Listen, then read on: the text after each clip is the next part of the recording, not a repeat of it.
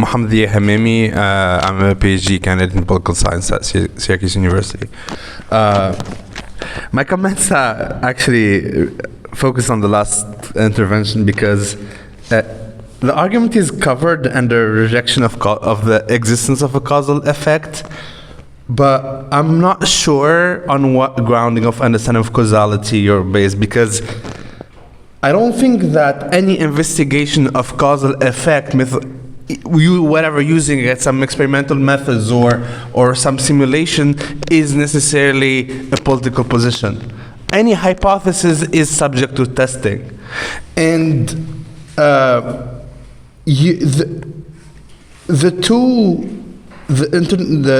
variable that you're investigating, the first one is the migration crisis, and the second one is radicalization. And throughout your presentation, I did not understand what you mean by radicalization, because you lumped pretty much everything in it. You lumped al-Arida, Islamism, Salafism, which means that in the Tunisian context, I'm not sure when there was a political ideology that would not be considered as not radical according to these standards. Starting from, I don't know when exactly, like going back in history, I don't think there was any time when there was an ideology that could not be lumped into this group. The argument of claiming that the existence of a causal effect is simplification, absolutely not. The literature on causality in social science clearly said that we can claim causality while at the same time recognizing the existence of multi-causal mechanisms. Meaning, you may have one DV, one independent variable, the radicalization that you have, but can be explained by multivariable, and there is no phenomenon in the world that can explain to 100% something, like, for example, in this case, radicalization, which is what you did in the second part. You came and you said, I'm gonna reject this without really providing actual evidence that there is no causal effect between the migration crisis and what you call radicalization, which is, again, not clear, but let's say there is a shift in people's views. And then you go in the second part and you say that, no, actually, we're not rejecting migrants. It's all about anti-Western views, which means that reducing it to a single mechanism and rejecting things that exist, like we have evidence.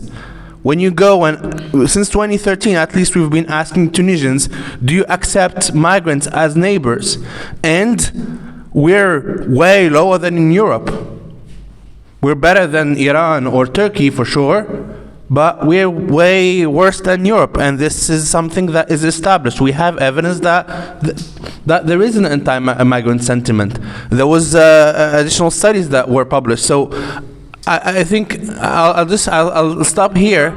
No, it's not a question. It's more of a comment on the whole debate and the framing of causality. Thank you. Okay. So, je ne nie pas méthodologiquement je ne nie pas qu'il l'existence d'une relation de cause à effet finalement.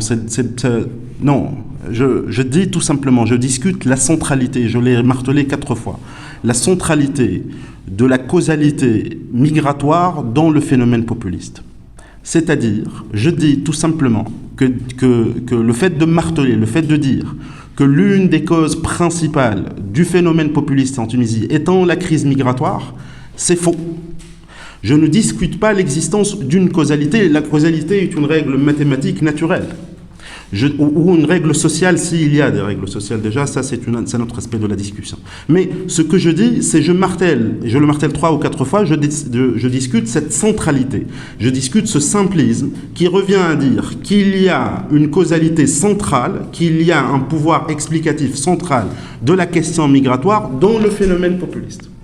Donc je ne nie pas l'existence d'une causalité. Bien sûr, on va bien sûr en trouver. Peut-être c'est un moteur, peut-être, mais dire aussi, établir cette téléologie, Monsieur Drier, entre phénomène migratoire, crise migratoire, structurelle ou contextuelle en Tunisie, et entre la question de la radicalisation politique en Tunisie, populiste, et je viens de le dire, je pense que ça relève du simplisme, et nous tombons encore une fois dans le jeu, justement, populiste. Deux. Et c'est la question qui m'interpelle le plus. Qui considérez-vous comme pas populiste en Tunisie, puisque vous parlez de l'Arida, al-Karama, etc. Déjà, d'un point de vue de radical, qui n'est pas radical. Vous considérez que l'Arida, al-Karama, etc. comme populiste, donc radical, qui n'est pas radical en Tunisie. Bon, déjà, en parlant de l'Arida, al-Karama ou la poussée salafiste, je ne parle pas de l'entière ou de l'ensemble des courants politiques en Tunisie depuis 2011, loin de là. Je pense aussi, je reprends un terme très connu de Giuseppe Sartori qui dit le cercle constitutionnel. Les partis du cercle constitutionnel, les partis de la constituante, si j'ose dire ça, ne font pas partie de la radicalité politique.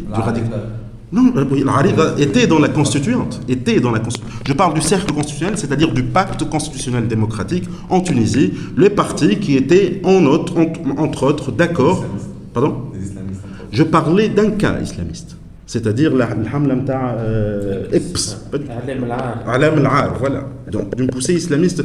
Quand je parle aussi des partis de la tendance hercédiste syrienne, je ne parle pas de l'ensemble des partis, mais je parle bien entendu du discours anti-révolutionnaire, antidémocratique total, qu'il faut de la restauration autoritaire. Donc oui, lorsque je parle de la Arida, de l'Karama et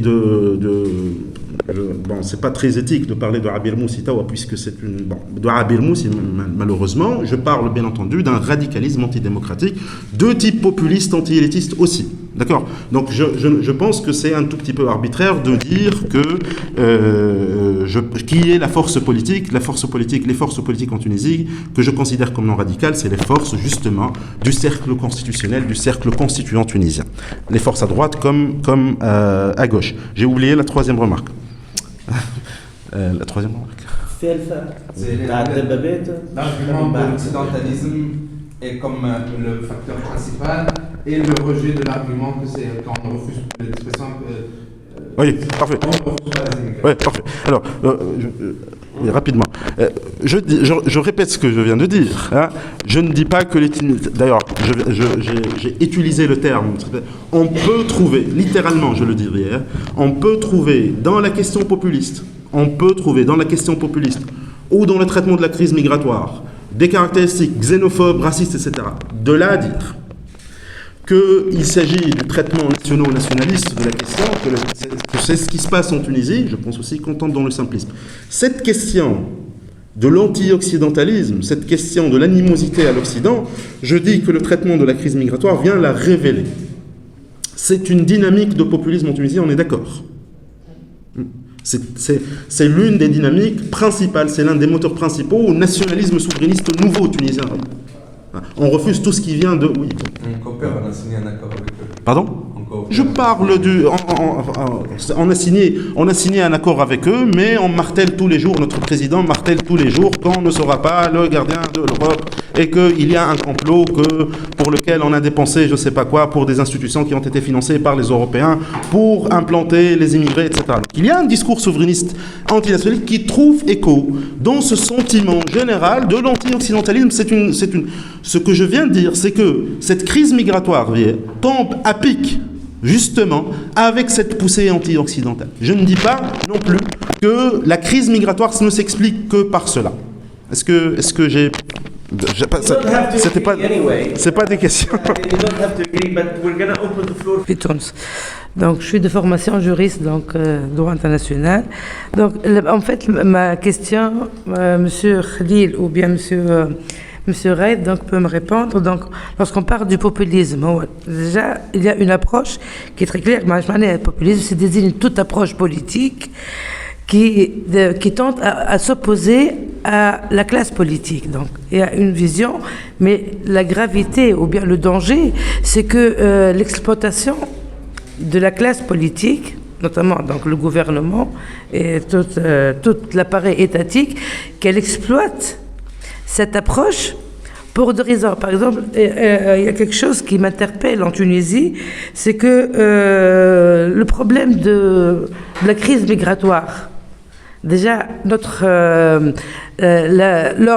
ordre juridique interne était clair sur ce point. Donc, et l'affaire de Bardadi Mahmoudi, on est bien exemple. Lorsqu'on traverse les frontières d'un État sans que l'État... donc, ça touche la souveraineté, on est bien d'accord. Donc, pourquoi, ma question en fait, c'est pourquoi on fait tout un débat alors que la loi, et voilà, les choses sont évidentes. C'est que ça. Ou justement, je voulais vous poser une question par rapport à ce que nous, on parle de la crise migratoire, donc généralement des Tunisiens. Mais on a aussi un problème des citoyens africains. Et généralement, ils sont issus dans des zones de crise humanitaire. Donc voilà, donc comment on peut faire, comment on peut harmoniser notre politique vis-à-vis des Tunisiens vis-à-vis de l'Europe et notre politique également des Africains vis-à-vis de la Tunisie. Et je vous remercie beaucoup. De Bardadi Mahmoudi interpelle plutôt une autre variable, une autre composante de la juridiction tunisienne, à savoir le refuge politique ou la refuge. C'est pas une. Je pense pas que c'est la question de. Oui. Oui. Oui. الاجتياز حدود الخلسة, absolument. Which was used in this case. Oui, absolument. Mais bon, je pense que la question migratoire dépasse vraiment la clarté du texte tunisien par rapport à... C'est un fait. Mais aussi, elle interpelle d'autres composantes aussi du système légal tunisien, l'assistance aux des personnes en danger. Donc, je parle en arabe, je m'excuse. Ils ont dépassé ou outrepassé les frontières illégalement, mais il y a aussi d'autres obligations juridiques pour la Tunisie de prendre finalement, d'apporter l'assistance humanitaire, les conventions qui ont été signées par la Tunisie, à ces réfugiés. Donc je ne crois pas que nous soyons dans l'évidence et dans le luxe juridique tel que nos autorités nous avons signé des conventions par rapport à cela. Moi, la Tunisie, cette même Tunisie, elle a été interpellée il y a 13 ans par une crise migratoire avec des proportions inimaginables après la guerre en Libye. Et ça n'était pas une crise migratoire, ça n'était pas des immigrés qui étaient cantonnés à Benguerden, ils étaient dans les villes, hein, et ça a causé une crise inflationniste énorme. Cette même Tunisie en 2011 avait traité la question autrement. Et c'est pour ça que je reviens un tout petit peu autrement. Ça a été même proposé par le collège politique tunisien comme étant la preuve d'une forte démocratisation ou d'une transition au pied fort, finalement, qui se passe en Tunisie. Et la preuve, regardez comment nous avons géré cette crise migratoire de 2 millions, je pense, de 2 millions de Libyens. C'est une crise qui a été gérée sur 2 législatures, la législature de Beji Raed Sebsi, puis la législature de Mounsouf Marzouki, et qui a été gérée finalement avec une posture tout à fait différente. Ce ne sont pas les immigrés qui ont changé, c'est la Tunisie qui a changé. C'est la perception politique de la chose qui a changé. Et là, je reviens aussi. Ce sont les conditions qui ont changé. Alors qu'on percevait le traitement ou l'accueil de 2,5 millions de réfugiés comme étant la preuve d'un changement politique, la preuve d'un changement général, révolutionnaire pour les Tunisiens, aujourd'hui, 10 000 ou 100 000 réfugiés subsahariens sont accueillis comme la preuve d'un changement ethnique. D'un changement. Donc il y a quelque chose qui a... C'est pour cela que je dis que ce n'est pas un problème véritablement de crise, c'est un problème d'immigration avec les proportions, toutes proportions gardées. Il y a ce problème, mais il y a une Tunisie qui a radicalement changé dans sa posture politique, dans sa composition politique. Il y a une Tunisie populiste. C'est ça finalement. Il y a un traitement populiste de la cause migratoire. Voilà. En quelque sorte, je n'ai pas bien déterminé la ligne directrice de ma présentation. Mais la définition du populisme dans un contexte spécial tel qu'elle est la situation en Tunisie, il faut prendre en considération que le populisme dans l'Europe, dans l'Occident, elle est considérée comme étant une situation pathologique et une crise de la démocratie libérale. Alors que nous étions dans un contexte de transition. En plus d'une transition post-révolutionnaire. En plus, le concept de la transition dans le cadre des études de la transitologie, elle est limitée à une période bien déterminée, c'est-à-dire une chronologie bien déterminée. Alors que la situation en Tunisie, nous avons passé d'une période transitoire plus longue, depuis l'indépendance jusqu'à la révolution. Ce sont des dynamiques qui ont été en 2011, on peut dire qu'il était le moment de rencontre entre ces deux périodes, ces deux dynamiques. Donc le populisme ne peut pas être expliqué que par la transition démocratique et l'échec de la transition démocratique en Tunisie. Exact, plus profonde. En fait, quand on parle de citoyens tunisiens, il y a un problème d'individus tunisiens avant même de parler du statut juridique et constitutionnel du Tunisien. Donc le problème du migrant, de l'étranger, n'est pas lié seulement au cadre juridique et constitutionnel qui définit le citoyen. Il est aussi doit être traité dans le cadre de l'individu tunisien, de point de vue socio-culturel et économique. C'est-à-dire les dynamiques, les infrastructures socio-économiques et culturelles qui définissent le Tunisien. Et le populisme tunisien puise dans ces dynamiques. C'est pour cela, quand on parle du populisme de Kais Saïed, c'est pour cela il exploite toutes ces dynamiques du point de vue culturel, socio-économique. Il faut, en quelque sorte, trouver le cadre conceptuel et théorique convenable pour comprendre le populisme tunisien, en dehors du cadre théorique et conceptuel dans d'autres contextes de l'Occident. Je voudrais poser une question à Adel. Il est parti?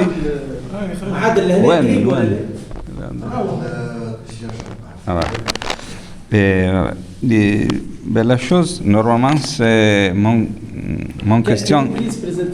Yes, sorry. Je suis Antonio Moroni, Université de Pavia. Et je voudrais seulement demander sur, on peut dire, la différence entre la migration régulière et la migration irrégulière. Et bon, la question pour Adel, en effet, c'est, si j'ai bien compris, on peut dire d'un côté purement économique, le prix d'un passage irrégulier, c'est presque le même de le montant d'argent qu'il faut mobiliter pour une migration régulière, presque le même. Et si c'est comme ça, quels sont les autres éléments qui vont à faire basculer la décision finale pour une migration régulière ou irrégulière dans le cadre des données de date qu'Adeline en a présentées. Et pour les autres intervenants, pour Khalil et pour Gate, je voudrais demander, parce que bien sûr que dans les discours populistes, c'est clair, le thème c'est la migration irrégulière. Mais il y a aussi un discours populiste sur la migration régulière. Et aussi, d'une façon de la narrative, du discours très général, mais aussi dans une façon de la liaison politique, de la liaison internationale entre l'Italie et la Tunisie, parce que bien sûr que dans toutes les relations de la dernière année entre Kassaïd et Meloni, bien sûr que sur la table, c'est toujours le contrôle. Ce n'est pas, on peut dire, une dimension de débat sur les voies d'accès légal. Et c'est, je crois, pour les deux côtés. C'est pour le côté italien et aussi pour le côté tunisien. C'est comme vous l'expliquez ça. Merci. Est-ce que le populisme expliquerait cela? Le populisme, oui, parce que comme pour vous, chez vous comme pour nous, en fait, pour le cas de Meloni ou pour le cas de Saïd, il y a une tendance à sécuritariser le discours. Et la sécuritarisation du discours qui est très prônée par les régimes populistes, puisqu'un régime populiste aussi est basé sur un récit unificateur, un récit, il faut un tout petit peu constituer cette menace qui va nous unifier. Cette menace, pour constituer le bloc national qui dépasse tous les clivages, toutes les différences, il faut créer justement une dynamique d'unification. Il n'y a pas mieux pour nous, comme pour Mélanie, comme pour Saïd, mieux que la menace sécuritaire. Donc il y a une tendance à sécuritariser finalement le discours, et je pense que l'immigration officielle, l'immigration formelle, ne correspond pas véritablement à cette question. Donc on ne cherche pas, on ne va pas finalement se hasarder pour Mélanie, pour Saïd, dans un discours qui dit on peut contrecarrer la chose en organisant une coopération économique ou une coopération politique sur la question de l'immigration formelle. Non, il faut une menace sécuritaire et que cette menace sécuritaire soit alimentée. C'est les hordes d'Africains qui dépassent les frontières. C'est peut-être Wagner, c'est peut-être je ne sais pas qui. Il y a tout un... Oui, il y a tout un... Ouais, c'est la menace géopolitique la plus importante. Et donc, il faut sécuritariser. C'est pour cela que je pense, c'est une piste de recherche, qu'il y a véritablement l'absence justement de tout discours sur l'immigration officielle et formelle. C'est pas productif. Ça ne sert à rien, ni pour Madame Mélanie, ni pour Monsieur Saïd. Peut-être contre-productif justement. Khalil wants to react to that. Et pourquoi il n'a eu pas de changement quand les deux rives de Méditerranée sont populistes? Il ne s'agit pas de l'explication géopolitique de deux rives plus forts avec le moins fort, le plus faible, explique partiellement la question. Mais en même temps, le populisme peut nous aider à comprendre aussi. Le populisme en Tunisie a été plus extrême dans ses conceptions, dans ses théories, dans ses idées, plus extrême, vu le contexte de la transition tunisienne. En fait, pour proposer un nouveau projet, il a utilisé il prétend inventer d'autres approches, d'autres méthodes, même d'autres textes juridiques, un nouveau régime politique en Tunisie. Mais pratiquement, il n'arrive à faire rien. Donc, ce qui est contenu, ce qui est l'essentiel, ce qui était avant même Mélanie, avant Saïd, c'est l'appareil de domination qui est toujours sélectif. Même l'accord avec Mélanie, c'était l'accord pour faciliter la migration des ouvriers saisonniers. C'est tout. Il n'y a eu pas de changement. Donc, c'est l'appareil de domination, c'est toujours qui se continue, et la position du plus faible explique partiellement, et on peut encore comprendre à travers le populisme tunisien et sa conception du phénomène migratoire qui est totalement abstraite et très loin de la réalité. Ok. À l'université de Graz en Autriche, j'ai travaillé sur la frontière tuniso-libyenne et donc dans le gouvernorat de Medellín. Ma question, c'est en fait dans la discussion sur le populisme, comment on réconcilie le traitement de la crise migratoire, soi-disant, et de l'immigration avec cela de l'immigration irrégulière. En fait, en Tunisie, on a une multiplication des frontières, même à l'intérieur du pays, qui ne sont pas seulement envers les migrants irréguliers ou bien irrégularisés qui ne sont pas tunisiens, mais aussi contre les Tunisiens. Donc, on a des Tunisiens qui sont empêchés d'aller à Kerkenna, à Gerba. Il y a de profilation sociale envers les personnes qui sont de Hayat Tadaman, qui ne peuvent pas se déplacer partout dans les pays. Donc, il y a aussi le renforcement de frontières à l'intérieur du pays envers les Tunisiens qui sont qui sont profilés comme être des candidats possibles à la migration. Et donc, ma question, c'est vraiment comment ce populisme-là se réconcilie avec la violence croissante envers les Tunisiens eux-mêmes et dans le pays qui est lié à la question de la migration irrégulière. Et en fait, donc, je pense que tous les populismes, ils ont besoin de fabriquer des crises. Et en fait, pour moi, la causalité aussi, ce n'est pas prouvé, puisqu'en fait, le populisme de Kais Saïd a fabriqué un cri qui n'était pas là avant. Et donc, il y avait beaucoup de personnes, beaucoup de migrants qui se sont installés en Tunisie. Ils étaient là depuis 5 années, peut-être. et ils n'avaient pas d'envie de migrer. Et ils ont commencé à migrer du pays de façon irrégulière parce que le pays c'est devenu vraiment très risqué pour eux et dangereux. Et donc, la question de rendre la Tunisie un pays dangereux a créé la crise migratoire. Et après, l'a instrumentalisé pour justifier un discours, même le discours, pour fortifier le discours anti-occidentaliste. Donc cela a fabriqué plusieurs crises et donc je pense que c'est un dispositif du populisme cela. Et cela c'est passé en Tunisie, en Italie aussi avec la gestion des arrives à Lampedusa quand on bloque des personnes dans un île pour des mois. Même si on peut le mobiliser autrefois ou le laisser passer avant. Donc ma question c'est en fait pas seulement de nier la causalité, mais même de voir les raisons additionnelles qui sont là-dessus et comment vous l'expliquez. Merci. Pour votre question qui relève aussi d'une très grande connaissance du détail tunisien, de ce qui se passe actuellement en Tunisie, je pense que nous avons tendance, lorsqu'on traite la question populiste en Tunisie, d'oublier que le populisme est aussi un autoritarisme très classique.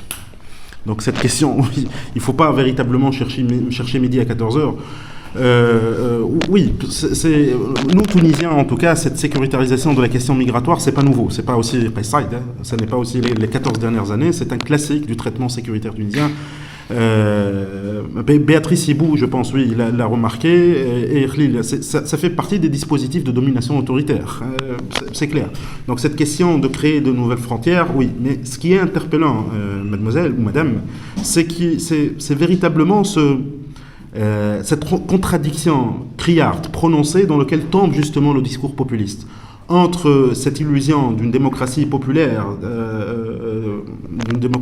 c'est-à-dire basée principalement sur une réévaluation, un rehaussement des strates les plus diminuées du peuple, et entre le traitement sécuritaire très classique qui date depuis 40 ans en Tunisie. Donc finalement, c'est cette dichotomie criarde entre le discours populiste qui est véritablement une sorte de reprise des fondamentaux démocratiques, et entre l'autoritarisme le plus classique. Ce qui est extraordinaire, peut-être c'est une question philosophique avec laquelle je termine, plus on pousse la démocratie vers l'idéalisme, c'est ça le populisme, plus on pousse l'autoritarisme vers la sécuritarisation, c'est extraordinaire. Voilà, peut-être c'est... Et les régions frontalières. En fait, le marché économique est un marché parallèle dans les régions intérieures et les régions frontalières. Il est encore dans la même situation. Et pour comprendre à tel point ce populisme elle est très abstraite et elle passe directement à l'extrême, son modèle économique qu'il propose, c'est un modèle économique qui n'a pas réussi dans les régions intérieures. Le modèle des sociétés il n'y a pas une traduction en français en fait parce que ahliya en arabe il n'est pas civil, communautaire, oui, voilà, les entreprises communautaires. Ils ont totalement échoué dans les régions intérieures, sauf dans quelques régions qui soutiennent le président Qayssaïd. Donc les dynamiques socio-économiques dans les régions intérieures sont favorables à une économie et à un marché parallèle. Et ça perdure depuis l'ère de Ben Ali jusqu'à aujourd'hui. Le régime actuel maintenant, il cherche en quelque sorte à équilibrer son intervention dans le marché tout en gardant l'équilibre des régions intérieures pour garantir le soutien de ces régions. C'est totalement un jeu de domination pour garder le soutien populaire. Est-ce qu'il va résoudre les questions économiques ? Ça me paraît très difficile. Ce qui me semble, c'est que vous n'avez pas pu très bien élaborer le concept, dans le sens où généralement on parle de transition lorsque les institutions qu'on veut établir sont prédéterminées et sont claires. Et donc, ici, une transition permanente, ça veut dire comme si on cherche l'instabilité. Et l'objectif, c'est de préserver une sorte de transition d'une manière indéfinie. Donc, j'aimerais bien si vous m'expliquez le concept de... Voilà. Décrire une situation que la Tunisie a vécue depuis l'indépendance au niveau des dynamiques socio-économiques et politiques pour créer principalement le marché économique qui garantit l'intégration du citoyen de point de vue économique et social, et le champ politique et l'espace politique ouvert à tout le monde. Ce qu'on a eu lieu depuis l'indépendance jusqu'à avant la Révolution, ce sont des développements au niveau socio-économique d'intégration qui ont été très limités. Et on a vu et on a découvert qui ont été des dynamiques en inertie en quelque sorte.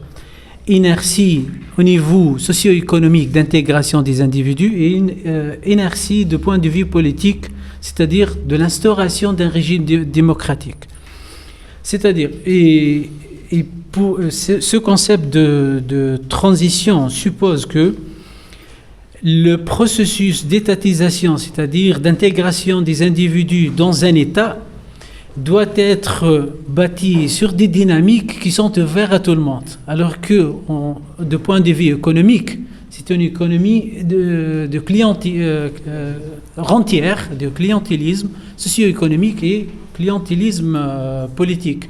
Donc, on reste toujours dans le cadre d'un projet politique et socio-économique inachevé.